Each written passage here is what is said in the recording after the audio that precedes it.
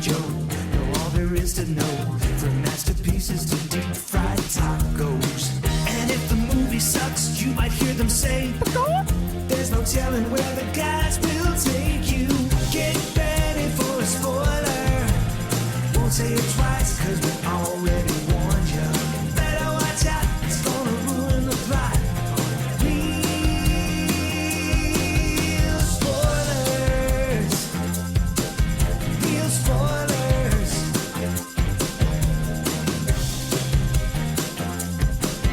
Real spoilers.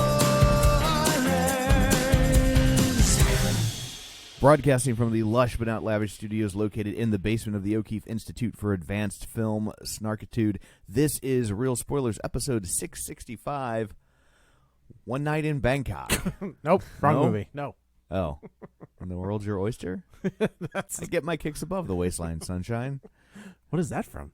From the song One Night in Bangkok? Oh, I was thinking of the really bad Mark Dacakis movie. Ah, no.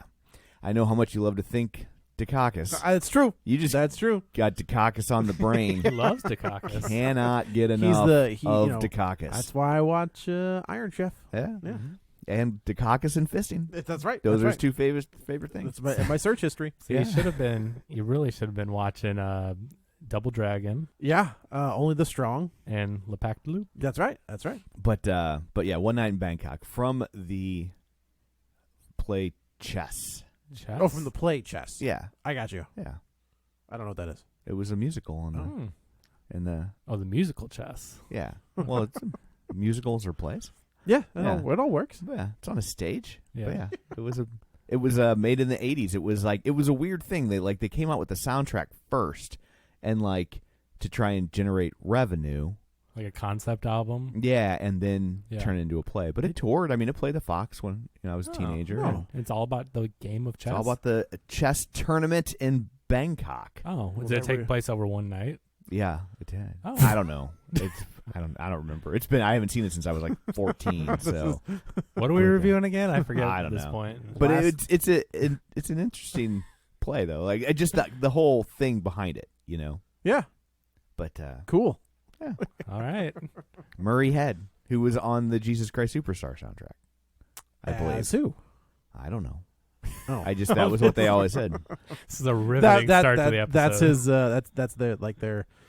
He's also been on the Jesus Christ Superstar soundtrack. Yeah. That's like above his name.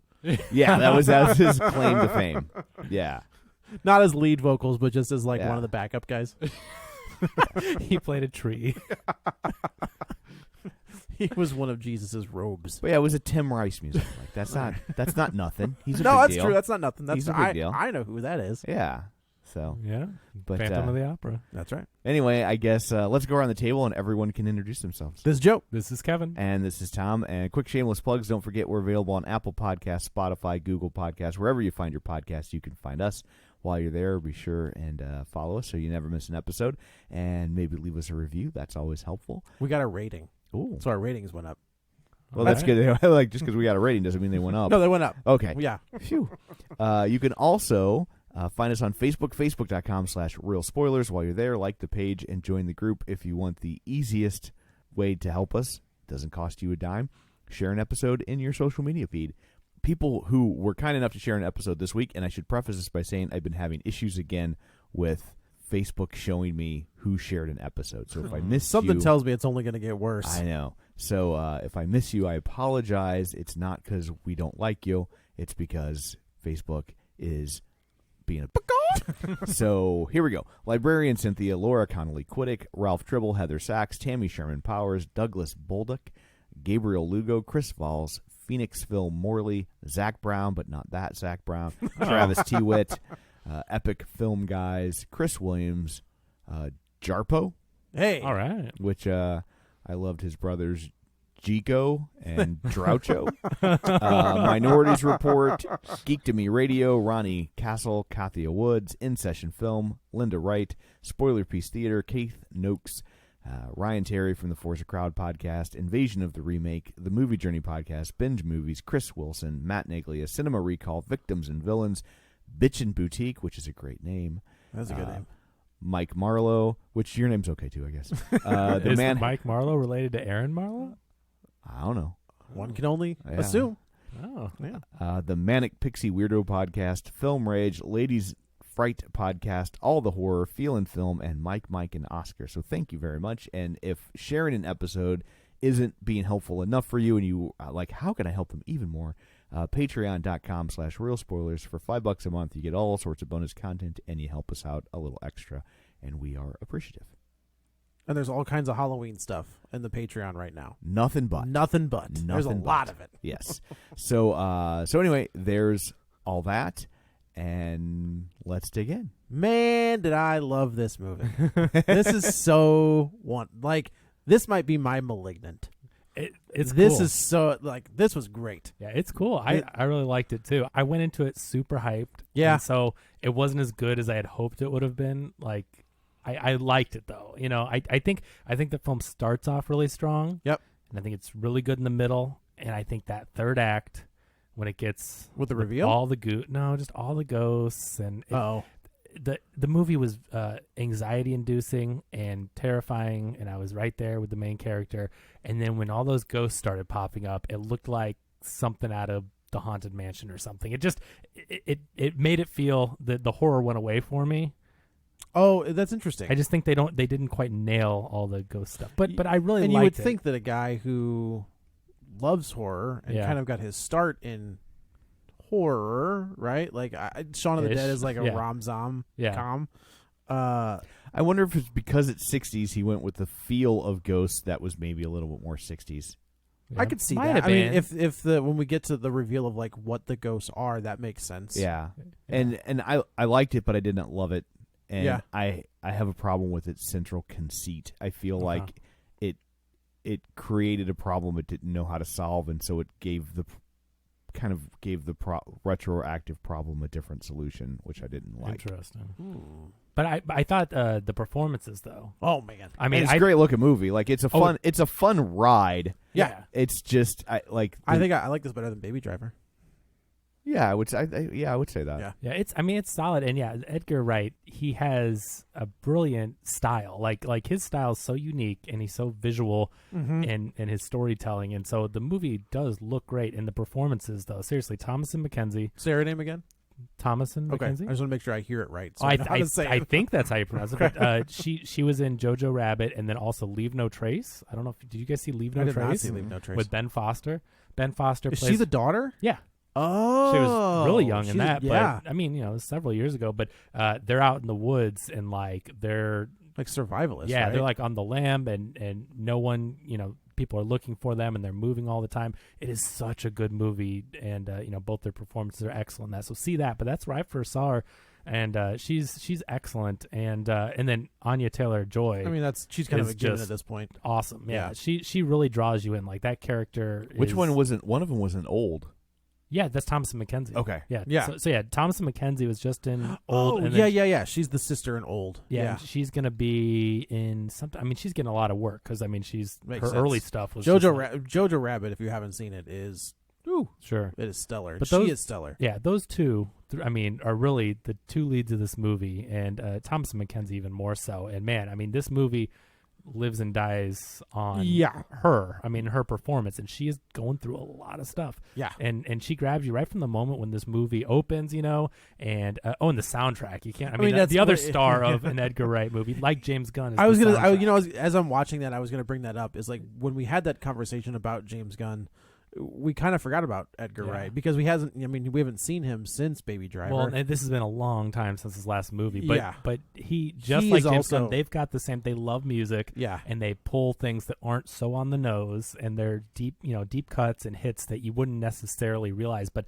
his soundtrack for this movie sets the tone Big time. of the '60s so well, Yeah. and it's like big song, like really good song and big song after big song. Like he loaded this thing with music, like Yeah, and songs that I don't like.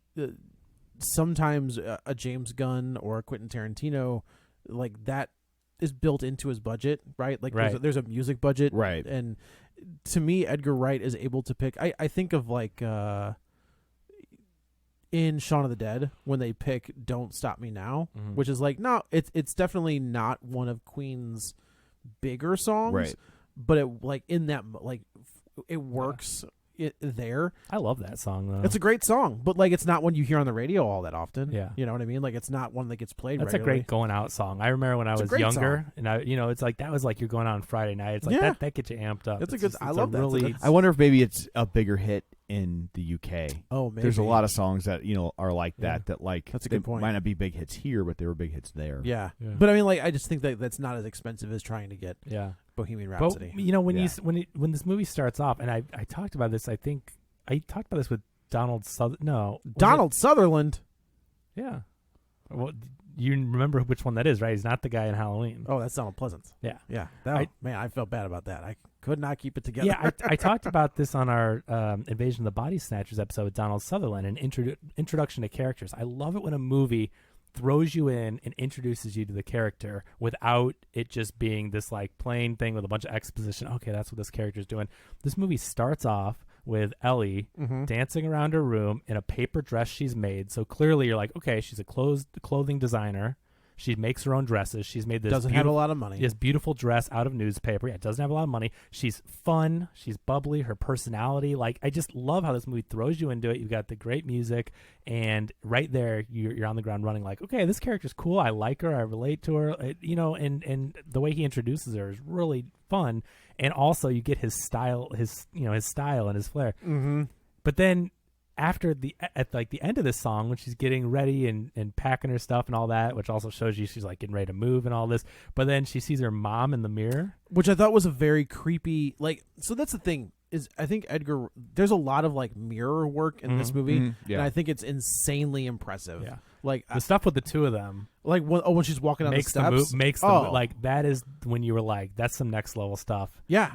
And I only wish there was more later because I was so impressed with it there. I think of the scene where Sandy, who was Sandy, where she's the other character, Anya Taylor-Joy.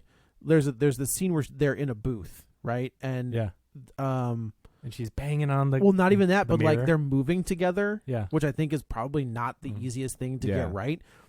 But on the other end, you've got the other character who doesn't have it's just a regular mirror for that guy. I was like, man, that is.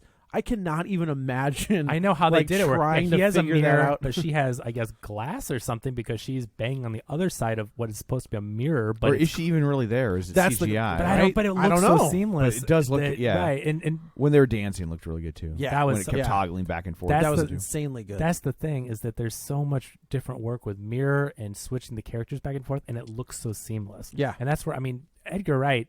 I still think he has the most interesting and seamless transitions of all time in any movie. I've never seen a movie do it better than Scott Pilgrim vs. the World. So those scene transitions are next level. Have you seen that? And have you seen it lately? I haven't seen it lately. But the way he goes between scenes is incredible. And next time you watch it, and it's a great movie, you should watch it every once in a while. But next time you get a chance to watch that movie, just watch. If you didn't notice it before, every time it goes from one like location to another, the transitions, they all move with the movie. Like it's not just a cut. It's not, it's like the scene and the objects in the movie move into the next location. And he does it throughout the entire film. If you go back and watch Shaun of the Dead, he's doing it there too. Yeah. Right? Like there's cars that move with him or the character. But that's good too. But Scott Pilgrim, and he figured it out by Scott Pilgrim. Like he has that whatever that is, he's figured it out. It's budget.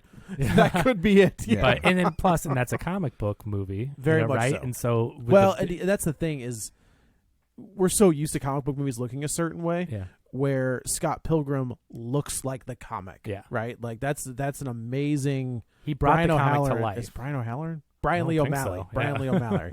Brian O'Halloran. The guy from he wasn't there that day. Right. No, Brian Lee O'Malley has those Scott Pilgrim books have a certain look. And it's one of those things where it's like, well, you're just going to make a comic, like an adaptation. Yeah. But Edgar Wright was taking like scenes and pages and making them work on screen, which is insane. Those things don't always translate well, or exactly, but he got the feel and the look of that movie while still doing a live action movie. Yeah. But he translated it perfectly. Yeah. So the point is Edgar Wright is great at those visuals, and so you get that throughout the film where you're just like, man, this guy really knows how to make a movie look, especially in the first 2/3.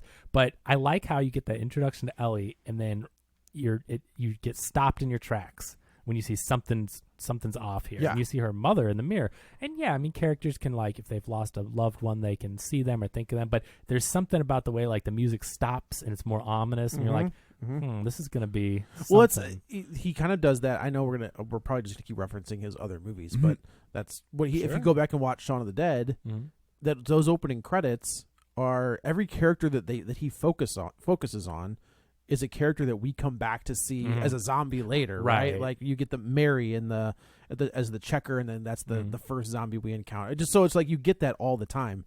But he does have this knack for like uncomfortable horror. So that scene when she's walking by the mirror and we see it stops and there's this other person in the mirror, you're like, whoa. And then when she moves, but then she's not in the mirror. Like the way he does it, it's really interesting because she's there. And then I think if I remember correctly, it's been like a week since I've seen this movie, but Ellie's body, she crosses the mirror. She crosses the mirror and she vanishes. Yes. Her mother's, image vanishes. So it's not like you just cut back and she's not there what she is and then it transitions away. Right. And so right. It sets up that this is something, obviously she's only seeing this and there's something kind of haunting about this. And, and later on we find out, so like she lost her mother, her mother died and she was like 7. Yeah. And it was like the pressures of moving to the big city. And so in this next scene, she's talking to her grandmother and the grandmother's kind of weary, like, it's a big transition from where we live, and it was too much for your mother to handle. So we find out. Do they say that as like it was the mom had like a mental break and that's what happened? I believe so. Yeah. Okay. I wasn't sure. Like they definitely and she killed herself, right? Yes, she killed herself, and I got the feeling that the daughter had some. That's what and so like that's my issue with the film. Yeah. Is I feel like they set it up to be that she's having some sort of psychotic episode, and then they steer into like, no, it's all supernatural, and I'm just like, that's to me when the answer to your mystery is like supernatural, that feels like a cheat. Like if you start out with the premise of your movie is about supernatural, right? Like if I go into The Exorcist, I know from the jump that I'm seeing a supernatural movie, sure, and so I go along for the ride, even though I don't believe in that stuff, right? But if you show me a movie, about this kid who has mental issues, and I don't know, for some movie that I think of is that We Need to Talk About Kevin. I mean, that's a good call. And if you get to the end of the movie and you're like, oh, but he was possessed, right, you'd be like, F this movie. Then you lost everything that you were just trying to say about it. Sure. Right. Sure, that makes sense. And I think that's why it loses me, too, because you get all the ghosts and stuff. I think that's part of what I'm trying to... If they had set it up to where she has this sort of connection to the supernatural, not that maybe it's a mental disorder, right? It's a legit connection, and now she's in this world and she's in this room where all these people have died, and of course that's gonna like just peg her in ghostometer in the red, sure, right? Yeah. Then I'd be like, oh, okay, I think I would have been on board for this movie in a way that I'm not. Overall, it's a good movie and I enjoyed the ride.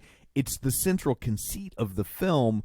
I felt a little lied to, right? Like the whole time I'm trying to figure out what's going on, and if it was just like, oh, ghosts, I'm like, oh, well, if I knew I was seeing a ghost story, like then there's not a puzzle to unravel. It's just ghosts. Okay. Yeah. But instead they're like, oh, it's mental illness. No, it's ghosts. But then it's not just ghosts, right? Then it's something else completely. So you get like these 3 different, to your point, yeah, you've got a story where it's like maybe she is having a mental break, right, because she's over, maybe it is these ghosts, but then they get to the real part of the story and you're like, wait. But I think that this is the problem where this is the stuff that doesn't get executed as well as you would hope, is that he's leaning on the mental break as the almost like a red herring. It's like right, he's doing it so the audience is like, is she really seeing this stuff, or is she having a mental break, right? And it ends up that obviously this stuff was really happening, so it is a supernatural thing. But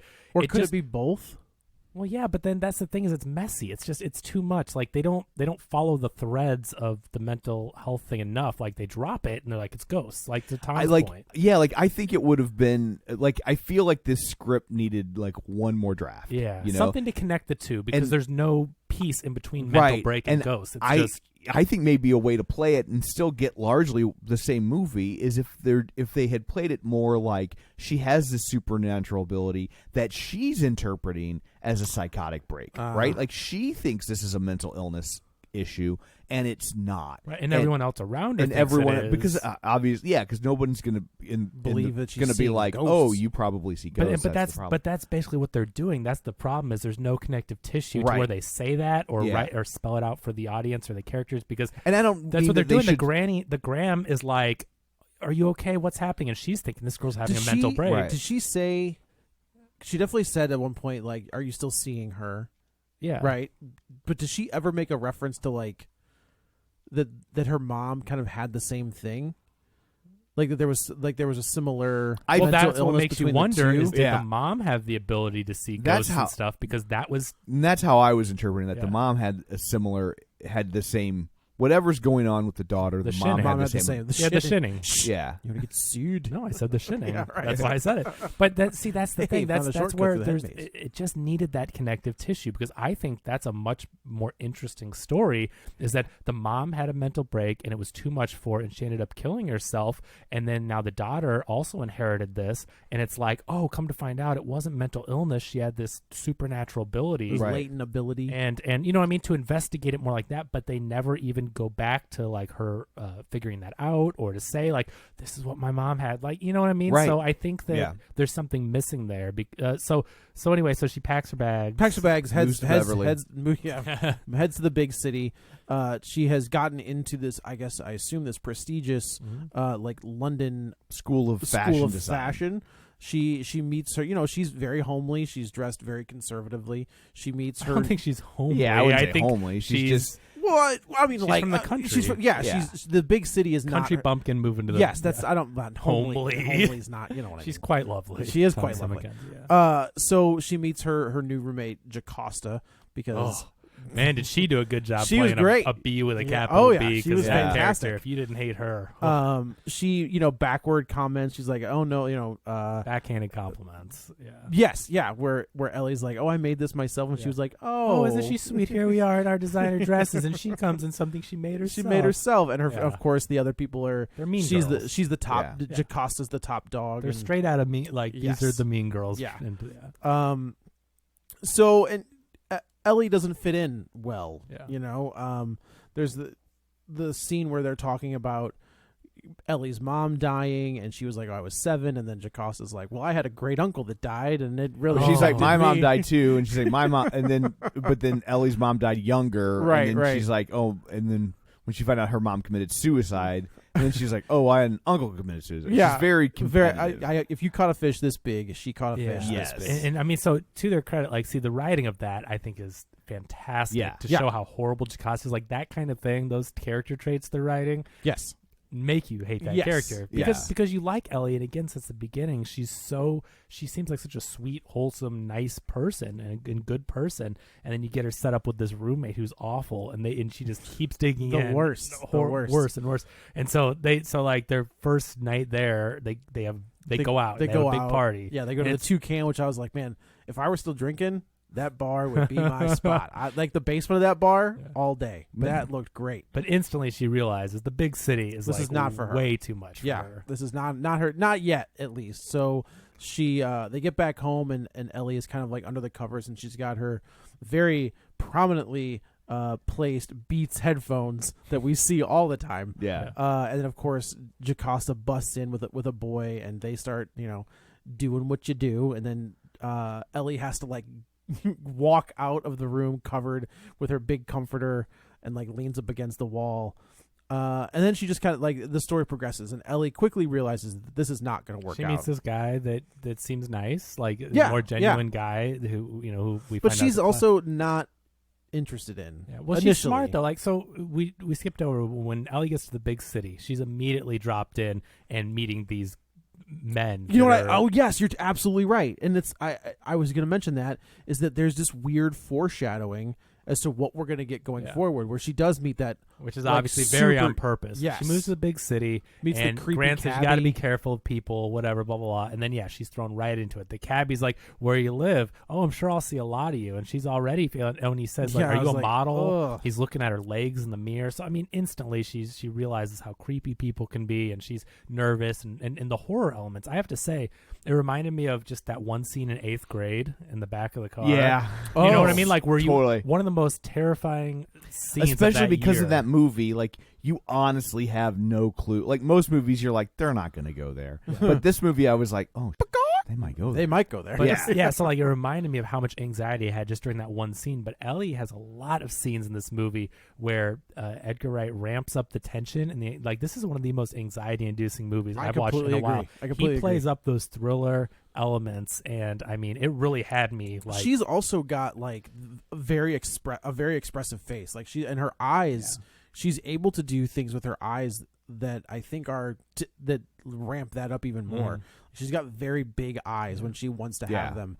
She's like an anime character. She really is. And like when she's seeing certain things, like that scene where she's like peeking around the corner to see if the that's a cabbie good was point gone. that I hadn't thought about. So much of this movie lies in her ability to look at something and react. Yeah, that's what I mean. Like, her performance in this movie, it really does land on like, can she deliver? And she does. Like, she is phenomenal, big time. But so she's she's in the big city. She's seeing all these people and these men who are creepy, and obviously, and then she sees what's that character's name? Terrence Stamp outside the bar. General Zod. He's awesome. He's awesome. Great. He has honestly, I forgot that he was like around. Yeah. And then he walks out of the bar, and I was like, "Is that?" I know. I said, I said the same thing. I'm like, Terrence Stamp is in this movie. He's awesome, but he's so commanding. His presence, just the looks he gives, you're just like, God, he has that, like, that thing. And so anyway, so she's seeing all these men, and she's weary of him. But at the party, they went out all night, and they brought all these people back and had a huge party in their dorm. But then she meets this guy, and he is John, I think is his name. Yep. And he's played by one of the guys in Attack the Block. Yeah. You'd recognize him, Michael Aho. I think there's no need for name calling. And that's getting a sequel, right? Yeah, it is. Good for them. So you notice like, so okay, this guy seems like he's nice and has good intentions. We find out he's a classmate, and then that develops into a relationship that we'll see later on. But it's like, okay, this guy's good. And it's a cute moment where he's holding this Coke, and she bought it from the convenience store after the taxi driver incident. Put her name on the fridge. Well, no, she opens, which I thought was another great scene where Ellie opens the fridge, and everything is labeled. Yeah, like almond milk. Here's and a little Greek spot yogurt. for yours, and she writes her name on it. But then the guy's drinking a Coke, and he's like, "Oh crap, this is yours, isn't it?" And she was like, "You "Finish have it." Yeah. And anyway, so it's a nice little moment between them, and you can see he's genuine and whatever. He's like, "All right, see you later." But yeah, she's like, "I'm not doing this." No. Right. So she wakes up late for school the next day because Right. she was up all night with all this noise and ruckus. Yeah. And she finds a thing on the ground. One of those walking stairs. through like ruckus. the commons, a ruckus. Yeah. Walking like the commons, and she finds, like you said, like a little notice, and she picks it up and she calls, and this woman Apartment answers. for rent, women only. Women only. And it's that's not where we find out this is a Bosom Buddies reboot. Who knew? Yeah. Unfortunately, R.I.P. to Peter the- Scolari. Peter Scolari Yeah. that just passed away. Also on Newhart. That's right. Maybe the most successful show to get a soft reboot and live. Oh, that's probably makes sense. If you look at season 1, it looks not similar at all. They do a complete gutting of that show between seasons 1 and season 2 and have to rethink it, and then they figure it out, and it lasts for like another 7 years. Man, that's crazy. Yeah. Good It's for them. It's like the Office situation. Like That the Office first almost got season, canceled in the yeah. first season. But and the Office definitely made some corrections, but they just went through a and just different show. redline characters. They're like, we're getting rid of you, we're getting rid of you, we're getting rid of you, we're Interesting, bringing in okay. these people. It's they almost recast the We're entire. gonna call it the same thing. Like, but be it comes completely back different. and the only characters you basically have left are Bob Newhart and his wife. And everybody else is different. Yeah. Yeah, so she goes, and this is where we meet Diana Rigg, which is her last performance. Rest in peace. Rest in peace. Yeah, I didn't realize she was in this movie. I didn't realize it either. And I'm like, whoa. And I think it's great casting for the reveal later. I just think the casting because is she's spot so on. good. And she's so good, but I mean, I'm just saying, look wise, it's just. I was catching on to things because of the look, where I'm just like, well, she kind of looks like the She thing. does kind of. I think it's good casting. I think it was. We didn't. Well, okay, we'll do that later. Yeah. And she says, she's like, I've had people leave before, so I need this X amount of money here, X amount of She's money no here. nonsense. She is She's very your no-nonsense landlord. You're home by 8. No boys after 8. Whatever. They just the rules. No, these no are the curfew, rules. but like no boys out upstairs. No boys after 8. 8. She's I want the rent up front. This, that's. Is this going to be too much for you? Because these are the rules. She was she's like, no. If you like the D, you got to be done by 7:45. 45, and you gotta go. Yeah, Got to go. Give it Dukakis time isn't to- coming over after 8. Yeah, Mark Dukakis is not coming over. Giving them time to clean up. That's right. We got nice. Oh, quick callback. I looked it up. Don't Stop Me Now went to 86 in America, but it went to 9. There in we the go. UK. That makes total sense. Well, we did them wrong because it's a That's great song. that is Should a have great been song. way Yeah. higher. So and she agrees, right? Like this is everything. She is way into like 1960s London, and this apartment is very 1960s. So she listened. It's the old grandmother school. gave her all her records. So if you're wondering, like, okay, this is a modern movie. Why does she like all these 60s music? Yeah, because like even the mom should have been like Right. In the 70s, my 80s. age. Yeah. Exactly. So they show you. I mean, they explain it right up front.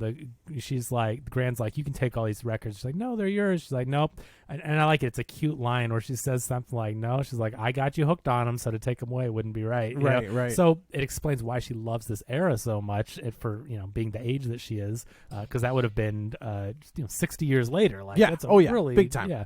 But anyway, so she loves the old timey, the era of London in the 60s. She's listening to the music, and here's where we get our first like supernaturally twisty type thing where she goes, she turns on a record, goes to bed, and then wakes up in 1960s London. And it's a cool transition too, though, because she pulls the sheet over her head. That was very cool. And the sheet is never ending. Like Right. it's like a tunnel. Right. So she goes, but then she comes out. She's at the other end. Yes. It's really cool Yes. transition. She's at the end of the tunnel, but then she's at right next to the camera at the end of the tunnel. It's a very cool And move. she gets out of bed, and there's this light.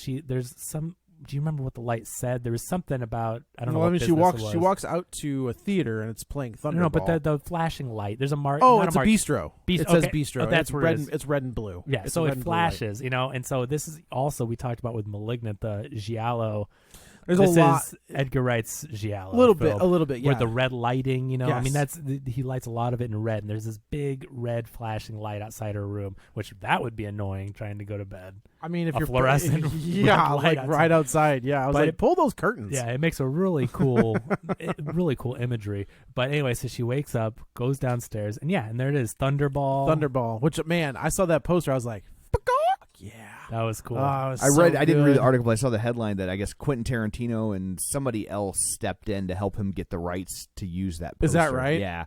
That they were Are they buddies? Well, Quentin Tarantino introduced him to the song Last Night in Soho. That's how he even discovered it. Oh, really? The reason why it's called Last Night in Soho is Quentin Tarantino introduced him.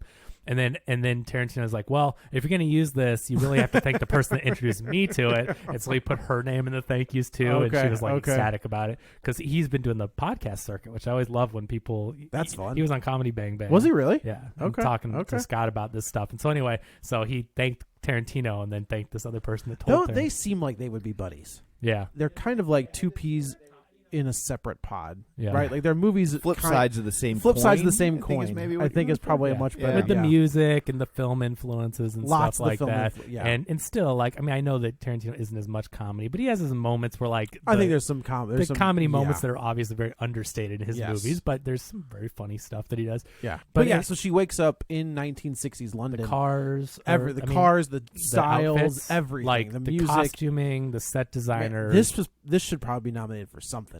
Yeah, I mean, I don't know how it again, can't be. visually and on a technical level, this movie is aces. Yeah. It's Yeah, a great big looking time. movie. But this is, I think, my favorite scene in the entire movie. I wish we got more like this. It's just the whole thing of her going into the club, sure. and then walking down the hallway, and then seeing Sandy in the mirror, played by Anya Taylor-Joy, who's mesmerizing, in her own right. I mean, she talk about an anime character. I think she's the one that has the eyes that Was she like Amanda Seyfried has the eyes that are Right. so unique, and she was in Split. She was the one that was in Split. She was in that X-Men stuff. She was. She was in New Mutants. She was in. What New was Mutants. the one where she was like the alien? Oh, she was an alien. Is it I don't Anna? remember. My stepmother is an alien. No, that's Kim Basinger.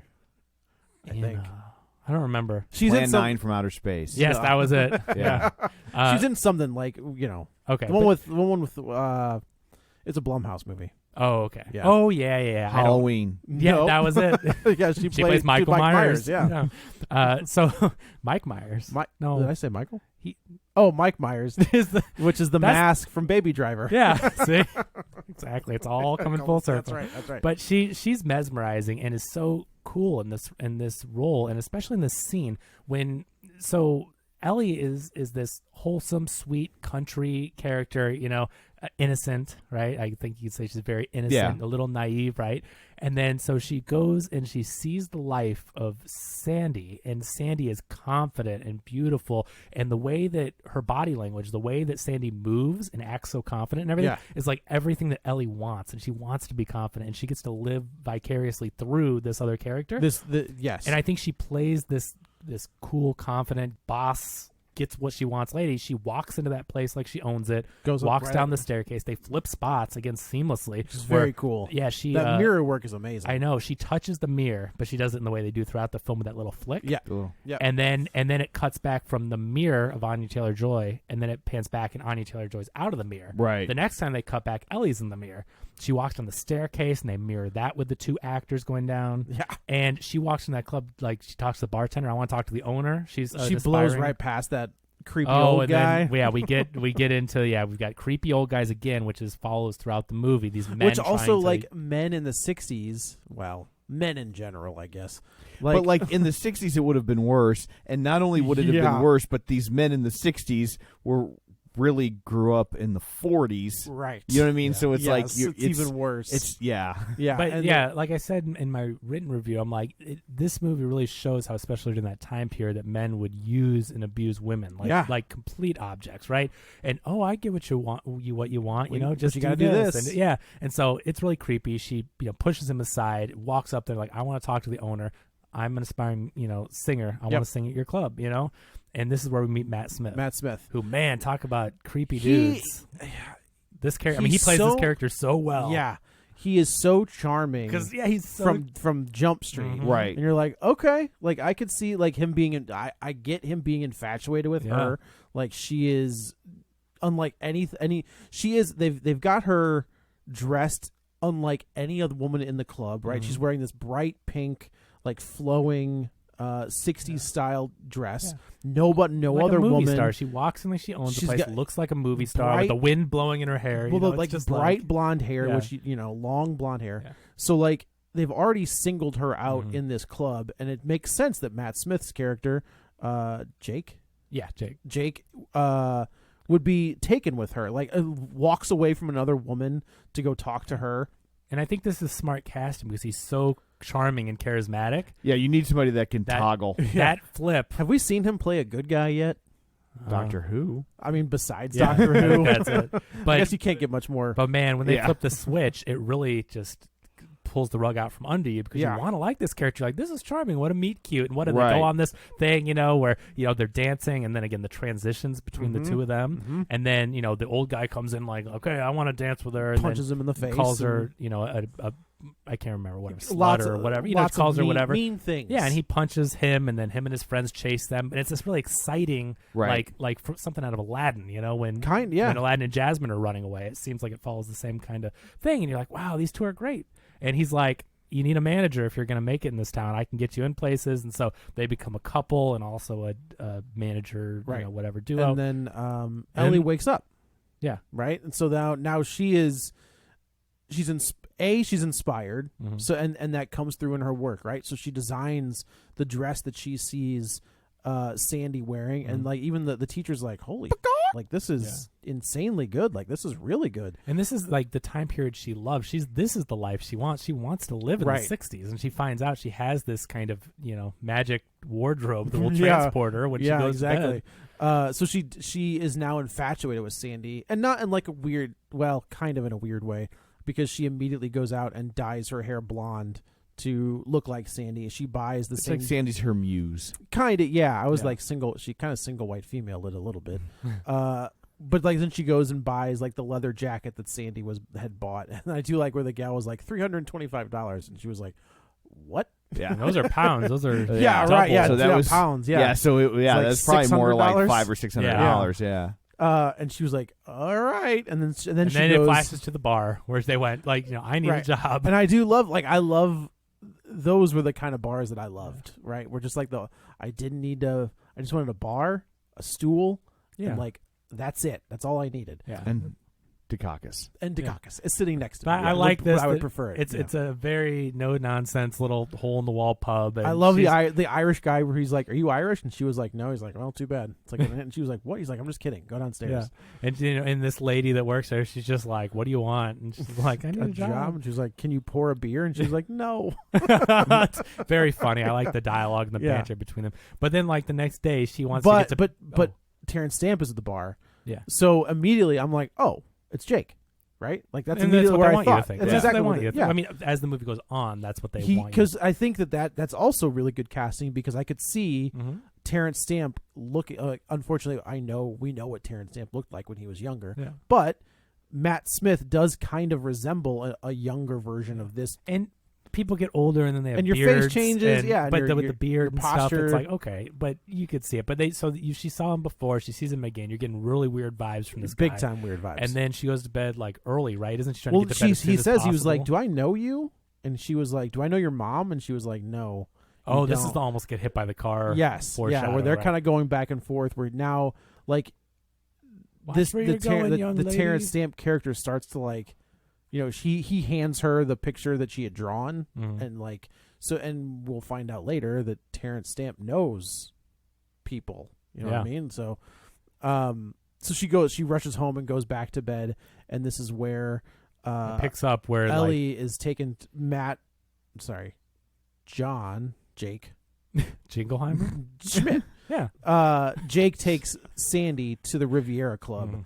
And she's like, "Get up there and sing," and she sings an amazing rendition of Downtown. Yeah, just just no music. Or just acapella, the whole thing. And they're like, "You'd make a great hooker." Yeah, I know that's. But this is where I really like how. I mean, this is the commentary, and obviously this isn't good what they're doing, but it shows you how these women of that time period would be set up. Yeah. To okay, you're gonna get a job here and perform, and they kind of slow walk you into it, right? Like they put her in the chorus, and she's already feels demeaned being in the chorus. She didn't think that's what they were telling her. Right. But it's like, okay, this is a means to an end, and people start in choruses. That's not unusual. Not unusual at so all. they kind of they kind of just slowly turn up the temperature on the water she's about to boil in. Yeah. Right. But that's the thing is she auditions, she does great, and they're both like, oh my God, yeah, she's really something. So she thinks she's going to show up at the club the next night and be a headlining act. Right. Nope. She's a burlesque dancer. And I really liked the weird puppeting type. It was a cool, the costumes. Yep. And the look of it all, and it was a really cool. As soon as they showed the crowd, I was like, "Oh, this isn't good. It's all men." right. All men because in the club, suits, and they're all the club that we had the first night is a pretty good mix. It was a date night. It was a date night and club. this is a room full of men in chairs. There are no tables. I'm just like, oh, that's not. This is bad. Yeah. So and from here we find out it's bad news. Jake is really trying He's a pimp. to. Yeah, that's basically what he is. And we see the guy from the club that he punched the night before is They're there. joking They're being with each friendly. other. So you're like, oh, this was a setup to get. I don't know if it was a setup as much. It was Jake trying to saying that I'm in charge of this. You know what I mean? I don't know. To me, asserting his dominance. But I don't. Do you think it was a work? I thought it was weird that he was so jovial. With I agree. I think he could definitely be interpreted that way. It's also like, boy, that's a pretty convoluted plan. Yeah, to get punched in the face and to be like, oh, here's this girl that walks in. You be a jerk, but it's a perfect setup. Yeah. He was her white knight. He saved her. Right. And so if that was a setup, which I interpreted with them joking around, she's sees it, or Ellie does from because Ellie's on the wings, or in the wings. She's not really in control, but she's kind of. I mean, she's in not Sandy's body, but she's not in control. But I don't. Yeah, I guess the way they show it, I don't see it like she's in Sandy's body. It always looked like she's in the wings to me. Doesn't it look like Ellie's kind of? I don't know because they pivot to where it goes from him dancing with Sandy to him dancing with Ellie. So they do kind of try to have their cake and eat it too. Right. Sometimes it's like a passenger in Sandy's body. Yeah. But a lot of times we see Ellie across the room watching Sandy. So they do both. It's a little. Yeah. Exactly. But what we see that she we see Ellie watching Jake and joking with the guy that he punched earlier, and it's like, this is a terrible situation. This is bad. And then from here on, we find out she introduces him to these guys, and he's like, hey, you're gonna leave with him, and she's like, what? I'm sorry, no, I'm not. They're in a relationship. Like she likes Jake, and she's not thinking that she's gonna be passed around. And he's like, if you want things to get done, if this is what you do, and that's it. And like that kind of becomes her life. Is she becomes a prostitute, and like her career never takes off. She kind of gets into drugs and booze, trying to dull things out. And it's heartbreaking. It's horrible. It is heartbreaking. You see how talented this woman is, and I think that this is the kind of stuff that did happen in the 60s for sure to women. And I think it's probably still happening. Well, right, not in dance halls, of course. But in like hotel rooms. But the way they show it in introduce you to these characters that you care about, and then you see what Sandy's going through and how talented she was and how she was ready to be a star and had what it took and everything, and then she was pushed into this life, and it's horrible to watch her go through. And to her credit, Anya Taylor-Joy's performance as well, like big time, watching her having to go through this stuff. That's the thing, is like her character is so confident and so she's demanding that you look at her, and then by halfway through this movie, that light is kind of out. She's broken. That's hard to watch. I think when we get to the line from a certain character where they were like, somebody did die in that room. Yeah. And I was like, that's a good line. It is, and it is heartbreaking. So the performances by both of them. Wow. Yeah. So while all of this is going on in Sandy's world, Ellie's world is also starting to like crumble, but not crumble, right? Like she's seeing what happened to this woman that was her muse, like Tom said. I mean, Ellie's life was going great because she had this inspiration and she wanted to make it big as a fashion designer. Like Sandy was going to make it big as a performer, and she's seeing all this that she loves. But now she watched this person that she cares about, her life falling apart. Well, but then like so she's still working, right? Like she's still going to work. She's still like the teacher is still not infatuated, but like impressed with her skills. So she's this dress is starting to come together. And then while she's dreaming one night, like what she perceives to be a murder. She thinks that Jack kills Sandy because Sandy has refused to go along. Right? Jake. What did I say? Jack. You said Jack. Jake. Jingleheimer. Schmidt. Sandy has refused to go along with this anymore, and Matt Smith's character said, "We're done." And you see this scene that almost like Gone Girl, but it's very much like Gone Girl, where there's blood and everywhere, a knife, and it's crazy, and it's lit by the reds and the blues, yeah, and that this is that giallo lighting, and with the blood and everything, and it's gory, and that's the thing is we if you go back and watch Hot Fuzz and Shaun of the Dead, Edgar Wright has a really good handle on gore, right? Zombie violence, and gore, and then there's some stuff in. I can only think of that scene with Timothy Dalton with like the steeple like going through the bottom of his chin, and he's like, "Oh!" It's like a very good scene. So yeah, there is some gore here that is very good, right? It's well done. But it is very gory. Blood is everywhere. She wakes up, goes to report. She's freaked out now because she's like, "Oh my God, someone was murdered in this room." She goes down to the old lady, right? The landlady, Miss Collins. Yeah. And Miss Collins is like, nobody was murdered in there. Like, I don't know what you're talking about. There's she's like, there's a lot of girls that have been there, so I'm sure someone's bound to have died. These are old. She was like, someone died in every room. Named Sandy, and the woman's like, because she even says, she's like, when I bought this place cheap. Like, there's a lot of memories here. Like, I'll never sell it. Blah blah blah. So she goes. Ellie goes to the cops, and the cops are like, "You're crazy." Yeah, well, the guy is, and this is another believe women. I think this is another commentary on. That's a good point. You have a male and a female police officer, but in that cop's defense, right? Like that story comes in, and you're just like, I know, yeah. Like it's I think the processing of it. It's the afterwards. If stuff. it's supposed to be a commentary on believe women, it's a bad one. Yeah, right. Like because the story it's like if anyone, male or female, comes in and says, I had a dream about a murder in the from 60s. 60 years ago, but I don't know who it was, and I don't know, but believe them. Like, I'm sorry, but that's dumb and a waste of resources of actual crimes they could be solving. Like, within the context of this movie, of course, we're on her side, and we know she's telling the truth, and blah blah blah. But it's a bad way to make the commentary, because that if I found out cops were believing stories like that, I would be upset. Like, no, I get it. When I was watching, it's not I'm Scully like, and Mulder. I get mad when I watch a Dateline and then they're like, "So we called a psychic," and I was like, "I hope you didn't spend taxpayer money on that bull. Like, that's not real."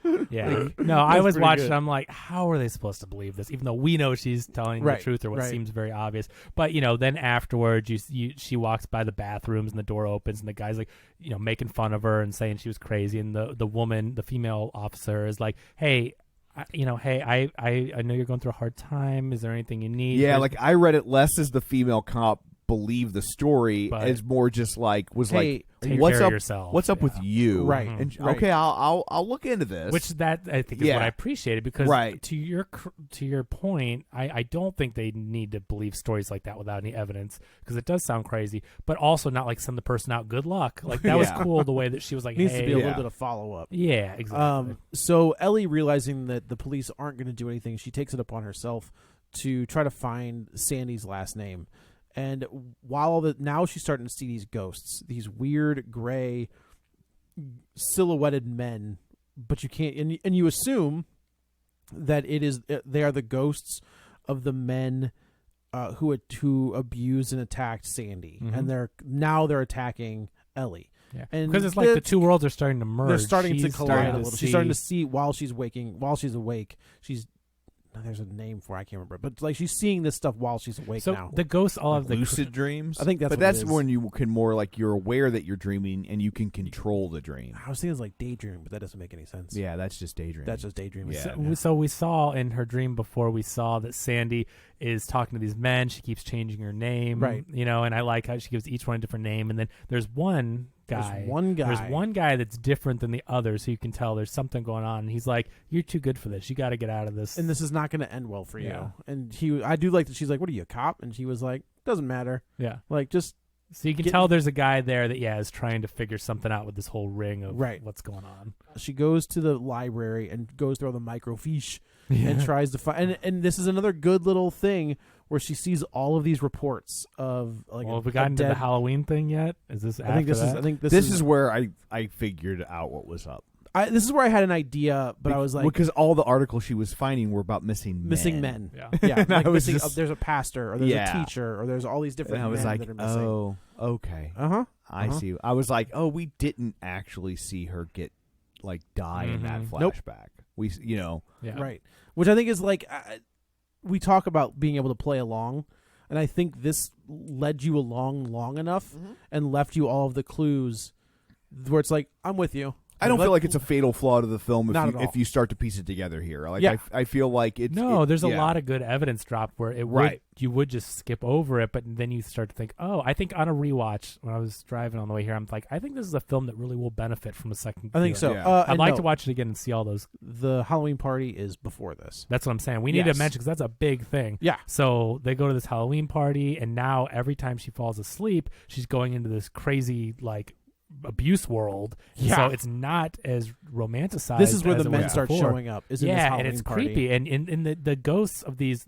creepy men who are having their way with Sandy and doing all this stuff, they're like scratchy faced, blurry. And they're just gray. This is all this is good and creepy. It's the stuff in the third act I don't like, but like, I think the horror element's really good. It's really scary and creepy and disconcerting. But the problem is she's been drugged. Right? Like, because you know what? The Halloween party is before the cops, because the cops ask her, had you been drinking? Yes. Had anybody slipped you anything? No, and when she flies, it's like, no. And it was like, well, maybe. Yeah, we don't know for sure. We don't know. Costa just handed her an empty drink, right? So, and I think you're supposed to leave that open to, well, did she not? Right. But so anyway, she doesn't want to go to sleep because all this creepy stuff's happening. She's being terrorized by these ghosts, and so the kid from her class, who she started to like, she has a friendship, but you can tell he likes her, and they're getting along really well. John. This is John. Yeah. She's like, come with me. Like I don't want to be asleep. I don't want to be asleep. And so they go out and they dress up together, have like a couple's costume, and they leave there, and they end up going back to the house, which we know there's that rule. I gotta tell you, when when she kind of gives him the go ahead that they're gonna hook up, the look on his face, like, it's exactly right. That excitement in his. He was like, oh. But I'm like, shut up. The scariest part of this movie is the thought of the old landlady catching them. That was the most terrifying. Because I'm like, she means business. So this is the scene where they're getting going. She has the vision of Sandy being murdered, and she freaks out hardcore. Yeah. Here comes Mrs. Collins, who she comes in and assumes, open up. She's banging on the door. Who's in there? No, you're not supposed to have men in there. And so, but like Sandy has pushed the guy John off of her, and she's freaking out. She is just so disturbed by this, and he's like, "What's going on? What can I do? What can I? You know what I mean?" And then Mrs. Collins busts in. Yes, get out of here! Right. You're lucky I didn't kill you. And so this guy's. And I gotta tell you, out. on the rewatch, you're like, nah. Yeah. Exactly. I know. That makes right. So then, but this is, I think, the biggest. Well, I love the look on the kid's face, because it's never said, but like you just know that he's just like, oh man, I'm a black guy in a white girl's room, and she's freaking out. She's thinking, and it looks like I'm raping her. Yes, and this is the most problematic thing with the entire movie. I think the next day, she shows up and he's just like, hey. I'm sorry about last night. Like, what happened? Like, he brushes it off so quickly. And I get he's a nice guy. I get it. But, like, she almost literally, like, got him killed or put in jail. And they just move right on. Well, it never comes up. Like, I'm not going to pretend to understand, like, his side of things, right? Like, he's got that character's going to have a different view on things. But I think the way I interpret it from this is like he realized that Ellie didn't do that, right? Like Ellie didn't call her or do it. Like, you know what I mean? Like Ellie freaked out. Yeah, but she invited him up to her room and then freaked out on him. Like, she's going to get this guy killed or in trouble. Like, it's a problem. Like, I get that he's a nice, sweet character, and yes, we know Ellie's a good person and stuff's going on. But from his viewpoint, the way that they just act, I think I would think if I was him, I'd be like, you know what? Why don't you just stay over there? Exactly. The way that the relationship is never in peril or troubled at all after that happened, without even at least kind of talking about it or something. But I will also say there are a lot of guys that'll eat a lot of sandwiches if they think they're going to get there. Yeah. I don't know.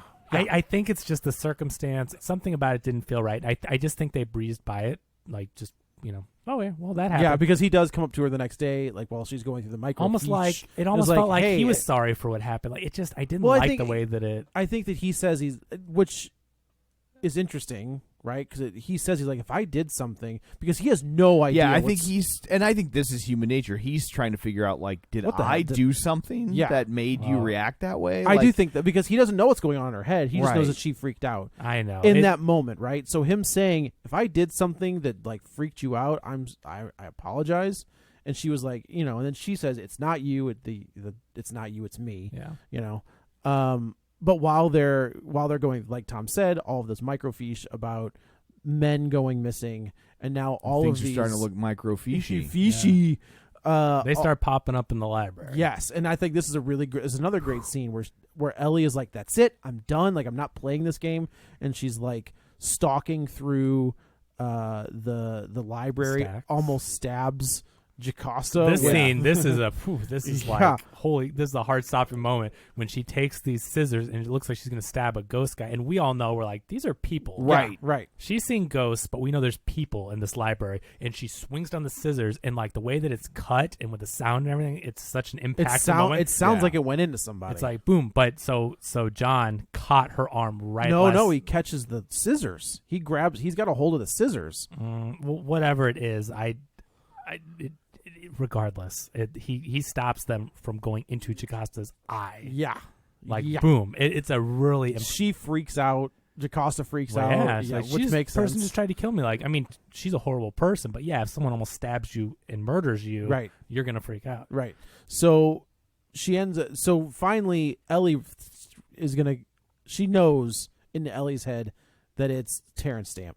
Terrence Stamp is the one that killed Sandy. She's putting the clues together and saying, okay. And everything's lying, especially for the viewer, is that everything's kind of lining up, right? Like, well, someone even says that like he used to be a ladies' man. Yep. Yeah. And so he's in the same area. She's thinking the connection. He said to her earlier, like, I know a lot of girls or something. Do I know you? Like, she's just starting to piece together that it's got to be him. Right. So she goes to the bar. She's supposed to be working. And, of course, the one bartender's like, where the flip have you been? Yeah. She goes downstairs. There he is. She's recording the conversation, pours him a beer, and basically accuses him. And he's taken aback. And he was like, what? No? Like, I didn't kill Sandy. But he also doesn't flat out deny it. He does not deny it. So that's the thing where he's just like, he just is very flippant about it. Yeah, and he's like, if you want to talk to Alex, he mentions another name, like Alex killed her, and he's like, I knew Sandy. Everyone knew Sandy, right. So he was aware of what was going on. That's what it is. I gotta tell you, it just clicked in my head. It was one of her other names. Alexander, yes. Yeah. She was like, didn't even click till I like, I'm Sandy, I'm Alexander. Didn't even click till I just said Alexi. That in my head. That's Lexi, hilarious. Yeah. The Terrence Stamp character walks outside. They're having they're screaming at each other back and forth, and Terrence Stamp ends up. They flip this scene from earlier in the movie. He Joe Blacks it. Yeah, where he gets hit by a cab, and the bartender's like, "Oh, that was Lenny. He used to be an old copper around here, and this is where we realize." The person that Sandy was talking to in the booth was trying to get her out of that life was Terrence Stamp. So he was a good guy, just very hardened by all the years of seeing this stuff, and to where he was like a copper in this district, and he was trying to, he's seen a lot. But the way he comes off is not super friendly, but he's seen some stuff, right? So you're supposed to think, oh, he's Matt Smith. I like how the cop is played because he wants to help these girls, but he also doesn't have a very high opinion of these girls. Correct. Which is, I think, what a vice cop would turn into, especially one from that era. Yeah. But because he's basically like, well, I mean, if that's what happened to her, then she was where she wanted to be. That's where she wanted to do. Like at some point, there's only so much I can do. Like he's basically like, I had the sit down. She blew me off and thought she knew better, and she ended up strung out on drugs or stabbed because she's a hooker. Like whatevs. Like, what more could he do? There's a lot of these people he's trying to help and save, and it's like, I can't just follow one around. And it's like, he tried. Nobody bats 1,000. Nope. Sorry, that's right. Sandy. So Sorry, Sandy. They find out he's dead, and she's like, oh my God, now I killed the only good person from these flashbacks. The guy that was trying to help people and probably did help. Sure, yeah. Probably did help a lot of people throughout the years. Like, I'm guessing I look at him like Abraham Lincoln, right? Like, Abraham Lincoln, wanted to end slavery, but he was still a racist. Sure. Right? Like he was. I think that when everybody goes on about, abolition, like if you look at most of the abolitionists, like they were still pretty racist. They were like, oh, I mean, they're not like white people, but we don't need to be like that. Like that was abolitionists, right? Like they were good for the period they were in. Sure. But if you look at them with a modern eye, like, they're not great. Still problematic. Yeah. Right. So now she's being chased by these guys, right? They're popping up everywhere. Popping up, and she says, "That's it. I'm going home. Like I have reached my limit. Well, I'm done. I'm going home. Like I'm leaving." She calls her Gran. Yeah, and Gran kind of says, "I'll get you in the morning." She's like, "Nope, that's not going to work." So John, he's like, "I'll take you." She's like, "Can you give me the train station?" She's like, "No, I'll take you home." He's chasing after her because he chased her from the library, and he's like, "Ellie, He's been chasing her whole movie." Yeah, he has been chasing her whole movie. And she's like, "I'm right here." I like how they cross paths, and she's like, "Oh, here I am." So they go to get her stuff, and she goes to talk. Oh, they got to go back to Yeah, so she goes back to talk to Miss Collins, and Miss Collins is like, "Come on in," and she's like, "I'm so sorry, I have to go home," and she was like, "Oh, you mentioned something about a girl dying up there." She's like, "Yeah, somebody did die in that room." And this is, of course, after she gave her a cup of tea. A cup of tea that also, that poison got out of her system real quick. They never reference. She's like, "Oh yeah, you're gonna off yourself from the tea," but then and Ellie's acting like she's been poisoned and she's gonna die, but she never gets in an ambulance. She never. Yeah, that's the thing. She's that struck running me up and down stairs. I thought, oh well, she's gonna die, but they're still gonna somehow get her. That poison gets out of her system real quick. Yeah, I don't really know. Yeah, that was a little fishy. But unless she just took a sip. But at this point, I was certain of what was going on, and she gives her a drink. I'm like, well, that's not going to be good. Yeah. Right. So this is the reveal: is that Miss Collins her real name is Alexandria Collins. Yeah. Well, especially when she goes, "Oh, I took your mail by accident. Go look in the pile." I'm like, "Oh, well, it's mail." Well, there yeah, we go. It's like Alexandra, Alexi, Lexi. Right. It's all the names she was. It's all given. the names she was given. And it turns out that she wasn't murdered, but she was the murderer. Mm-hmm. So she would take these men back to her room. They would make a move, and then she would murder them and slaughter them. Basically. I was thinking it's Eileen Wuornos. Yeah, like that's who that is. You know, and she's burying them in the walls of the building. So this is where we get a fucking amazing scene of like very Shaun of the Dead. Zombies coming up through the floorboards, through the walls, through the windows, and just when you think that nothing else, we find out it's a little red herring in the beginning of the movie where she's like, that phone doesn't make any other calls except emergency calls. Yeah. So it's the one, you know. Yeah, as soon as she said that, I was like, well, that will play a role. That's coming back. So we see one of the ghosts kind of like, you think it's going to be an aggressive, you know, he's got this very creepy face, and he says, help me, help us, and hands her the phone, and she makes the phone call. At this point, like a cigarette had fallen into like a box of LPs. So now this whole place is engulfed in flames. John ends up coming in and unfortunately gets stabbed in the process. So he's like passed out on the floor.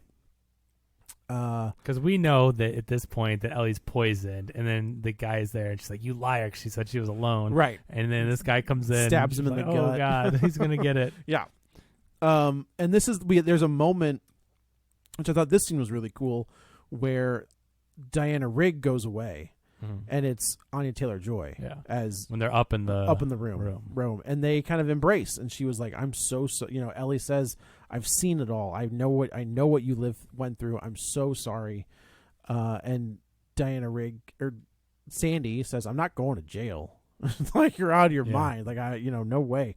And she just kind of sits there, like as this building is burning around her, she just kind of sits down, and the building burns, and our two main characters get out, and we flash forward. Somehow she's not poisoned, and his stab wound isn't fatal.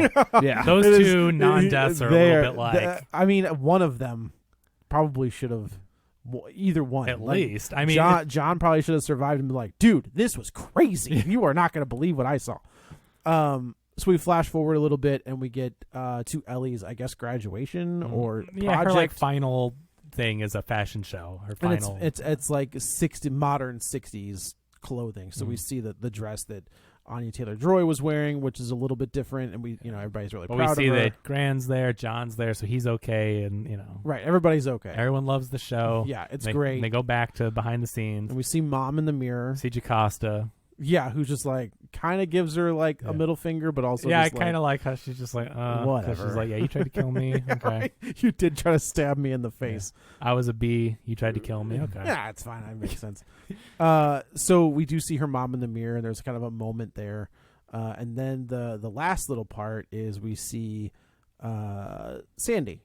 Anya Taylor-Joy in the mirror as well, and they're like, "Oh boy, what's this?" And she does the wink and the little flick in the mirror, and I was like, "Oh no, I don't need a Soho 2." So that's where again I think it gets messy with the mental health thing, because like, what are they trying to say with the way that wraps up? Is now? Well, I took it as if she can see the dead, well, Sandy's dead now. She's dead now, right? I see. Okay, because I was like, is she really like, this is a terrible murderer? Is now Ellie, sweet, innocent, good person Ellie that we know, like, going to be somehow... Sandy's kind of like Dexter, right? She's a terrible murderer, but she's murdering terrible people. Right. So it's like you kind of give her a pass. You do. It's still not right, though. I mean, it's one of those things where you're like, yeah, she was murdering these horrible men, but also, like, she was murdering. Right. Period. Like, it's just, so, but I just didn't want... The point is, Ellie is a good person. And the way that it ended with that cute little flick and everything, I'm like, oh God, now that we know what Sandy was doing, what's Ellie going to be doing? You know what I mean? It's like the fact that Sandy turned out it's a was still prequel to Promising Young Woman. Right. Now that this had like I thought that I'm not that it's a prequel, right? But like this has got similar some themes, Promising Young Woman vibes, big time. Because in the end, that's what she's doing. But the actual murdering, this is what we thought Promising Young Woman was going to be. Without the twisteroos, like, because I mean, I know we don't find out to the very end, but when we saw Promising Young Woman, we're like, she's killing these guys. Oh yeah, for sure. Which is why that movie takes such an interesting twist. Is she's not killing them; she's actually letting them go and teaching them a lesson. Right. Like, hoping this could have been really bad. You're not going to do this again, right? Right. Man, I love this movie. Like I thought I thought it looked amazing. I had a lot of fun. Like this might be one of my favorites of the year so far. Yeah, it was cool. I think in my review I gave it a B-. I really liked it. I still think it's solid and worth seeing, but it just left me a little bit at the end. It was just kind of like, I think it was messy with the mental health stuff. Like they never really put closure on what was it. It's just she have an ability. Does she have the issues? And they never connected them. Yeah. And then I still think when the ghosts popped up, once you could see more of their faces, it just felt a little bit like, ooh. It didn't seem terrifying. Like it was scarier when they were scratch face and weird music and dark. Yeah. You started seeing them during the light, and they were just like there, and it was like, boo. I don't know. It felt almost laughable. Like I felt like I think some people, if they were seeing it in a big audience, which I don't think they are for this movie, but I feel like they'd be. Yeah, there was like 4 people in the theater. Like I was like, I think I'm okay to take my mask off. Yeah, like, there's like nobody. I else had 2 rows to myself. I was like, oh yeah. Yeah. There were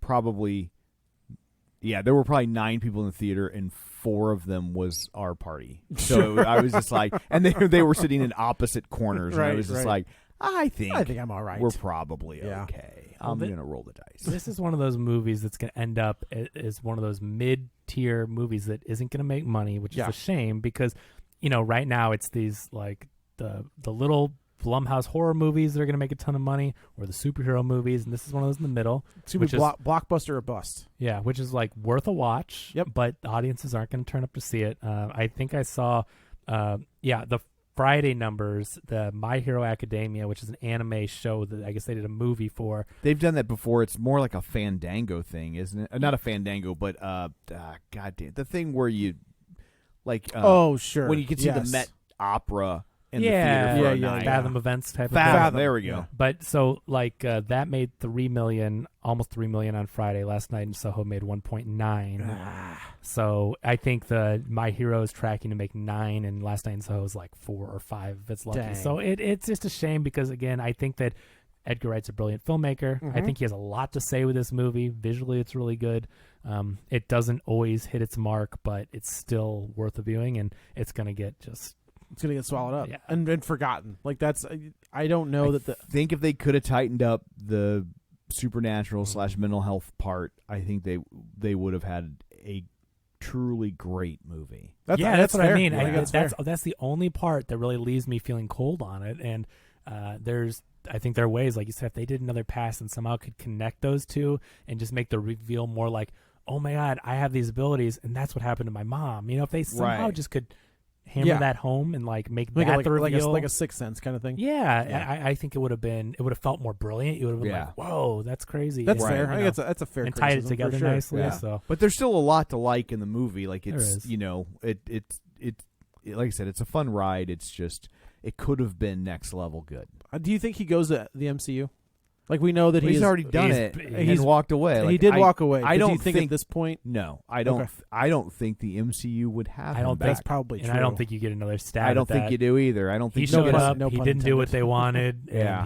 I don't think. Do you think that's fair though? I just think I think of like they were so early in the MCU. Ant-Man's not that early. His was pre Iron Man. His Ant-Man concept they were was developing like 2006, Ant-Man before 2005, 2006. Oh, were they? I didn't realize that. Yeah. Okay, but and then once it finally got made, it didn't fit with the Iron Man. Like, gotcha. So they wanted him to change a bunch of stuff. Okay, I feel a little bit differently about him. That's kind of like because I was just like, it's MCU, like the deal, right? Like he was developing. This was pre MCU for the suit that we see is his the suit that they designed for his movie. Gotcha. Yeah. So that it's pre Iron Man. Yeah, but I don't think so. I don't think he wants to make that kind of movie. And that's probably true. If that I mean, we've talked about this before. MCU is producer as auteur, not director as auteur. Sure. And if you don't want to color inside their lines, then they don't need you. That's not. That's not the place, and that's not the place for you. Like that's okay. Like in almost any other movie, it's director as auteur. So like here's this one place where it's not okay. Yeah, I would much rather he makes Last Night in Soho than a Marvel movie. I want to see his original ideas. That's why we get this, because he's not making Marvel. Would I love to see that Ant-Man? I really would love. I think we saw a lot of it. think there's a lot of it in there, like that the train and the giant bug, and I think all of that stuff is kind of his. But stuff. I would love to see that. But we also have a lot of other talented filmmakers that are making that stuff. We'll find out next week.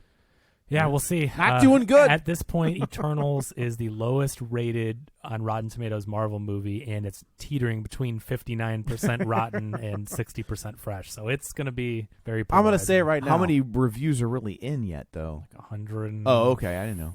Yeah. Oh, they've been for weeks. They've been reviewing it in New York, L.A. They've had screenings everywhere. Ours is just really late. But I didn't know if the reviews were out yet. Oh, there's a lot of embargo reviews, dates and stuff. Yeah. And no, they spoiled that. Thank God I muted it because they spoiled the stupid mid-credits, the sequences at the end. Oh, I don't know about it, so don't say. I know. I muted. I don't want anything. I don't know. I don't know. I can't. Yeah. So, well, anyway, I guess that's it for this one. Let's go around the table, and everyone can say where to find them. This is Joe. You can follow me on the Twitter at JoeyButts, BUTTS21. This is Kevin. Oh, also, sorry. There is Binge Movies. I just did an episode of Binge Movies that just got released.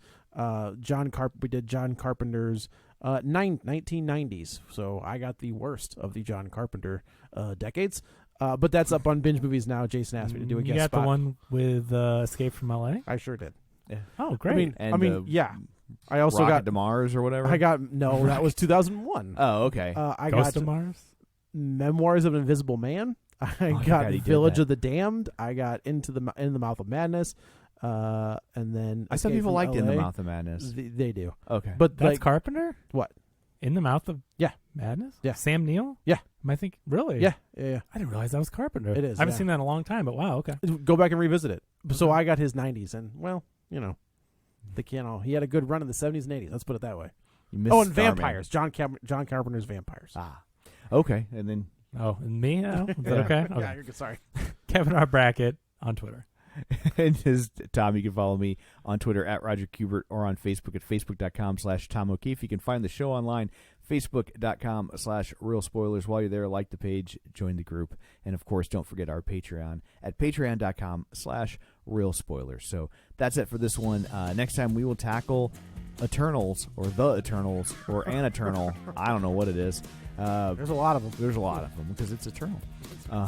So thanks for listening. Until next time, Ryan is complicit. Get ready for a spoiler. Won't say it twice because we already won.